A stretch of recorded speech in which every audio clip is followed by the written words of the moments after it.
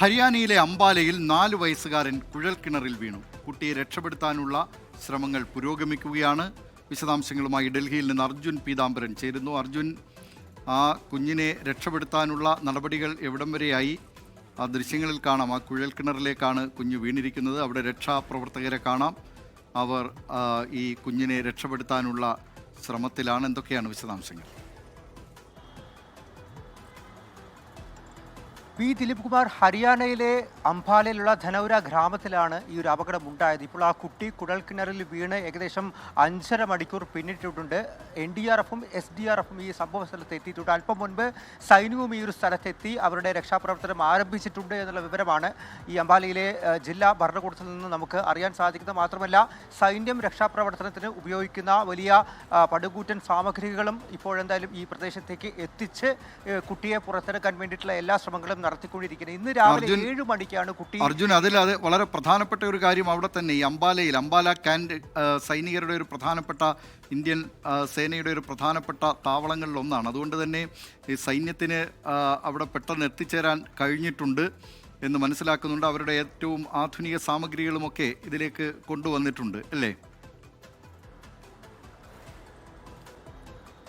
തീർച്ചയായിട്ടും അവിടെയുള്ള സൈന്യത്തിൻ്റെ ക്യാമ്പ് തന്നെ അവിടെ സ്ഥിതി ചെയ്യുന്നുണ്ട്. അതുകൊണ്ട് തന്നെ അവർക്ക് പെട്ടെന്ന് ഈ സംഭവ സ്ഥലത്തേക്ക് എത്താൻ സാധിച്ചു. അവരുടെ പക്കലുള്ള എല്ലാ സാമഗ്രികളും ഇപ്പോൾ ഈ രക്ഷാപ്രവർത്തനത്തിന് വേണ്ടി ഉപയോഗിക്കാനുള്ള ഒരു സാധ്യത കൂടി തുറന്ന് കിട്ടിയിരിക്കുകയാണ്. ഇന്ന് രാവിലെയാണ് ഈ അപകടം ഉണ്ടാകുന്നത്. തൻ്റെ മാതാപിതാക്കൾക്കൊപ്പം ഈ വയലിലേക്ക് നടന്നു വരുന്നതിനിടെ അവിടെ ഉണ്ടായിരുന്ന തുറന്ന കുഴൽക്കിണറിലേക്ക് വീഴുകയായിരുന്നു. മറ്റൊരു കർഷകനാണ് അവിടെ ഉണ്ടായിരുന്ന കുഴൽക്കിണർ തുടർന്ന് വെച്ചത് എന്നുള്ള വിവരം കൂടി ഇപ്പോൾ എന്തായാലും ജില്ലാ ഭരണകൂടത്തിൻ്റെ ഭാഗത്തു നിന്നും പുറത്തു വരുന്നുണ്ട്, നമുക്ക് ലഭ്യമായിട്ടുണ്ട്. ആ ഒരു കർഷകനെതിരെ ഒരുപക്ഷെ നടപടി ഉണ്ടായേക്കാം. എന്തായാലും 220 അടി താഴ്ചയിലാണ് ഈ കുട്ടി ഇപ്പോൾ പെട്ടുകിടക്കുന്നത്. അതുകൊണ്ട് തന്നെ നിലവിൽ രക്ഷാപ്രവർത്തനം എന്ന് പറയുന്നത് ദുഷ്കരമാണ്. അതുകൊണ്ടൊക്കെ തന്നെയാണ് ഇപ്പോൾ സൈന്യമടക്കം രംഗത്തിറങ്ങിയിരിക്കുന്നതും അവരുടെ പക്കലുള്ള അത്യാധുനിക സാമഗ്രികൾ ഉപയോഗിച്ചുകൊണ്ടിരിക്കുന്നതും. ഈ കുട്ടിയുടെ ലൊക്കേഷൻ ഇതിനോടകം തന്നെ ഡിറ്റക്ട് ചെയ്തിട്ടുണ്ട്. ഇപ്പോൾ ക്യാമറ അടക്കമുള്ള നൂതന സ്കാനിംഗ് സംവിധാനങ്ങൾ ഈ കുഴൽക്കിണറിലേക്ക് ഇറക്കി കുട്ടിയെ എങ്ങനെ പുറത്തിറക്കാം എന്നുള്ള ഒരു പല സാധ്യതകളും എന്തായാലും ഇപ്പോൾ പരിശോധിച്ചുകൊണ്ടിരിക്കുകയാണ്. കുട്ടിയെ പുറത്തേക്ക് എത്തിച്ചു കഴിഞ്ഞാൽ തന്നെ പെട്ടെന്ന് ആശുപത്രിയിലേക്ക് എത്തിക്കാനുള്ള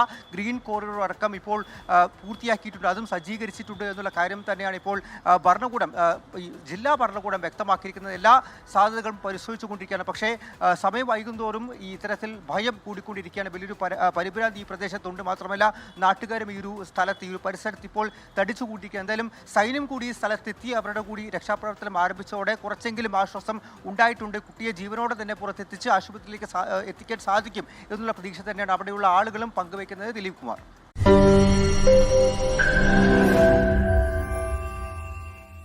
ലോകത്തെവിടെയായാലും ഏത് സമയത്തും 24 വാർത്തകളും ഓഗ്മെന്റഡ് റിയാലിറ്റി പാക്കേജുകളും എക്സ്പ്ലെയിനറുകളും വിശദമായി കാണാൻ ഞങ്ങളുടെ YouTube ചാനൽ നിങ്ങൾക്ക് സബ്സ്ക്രൈബ് ചെയ്യാം.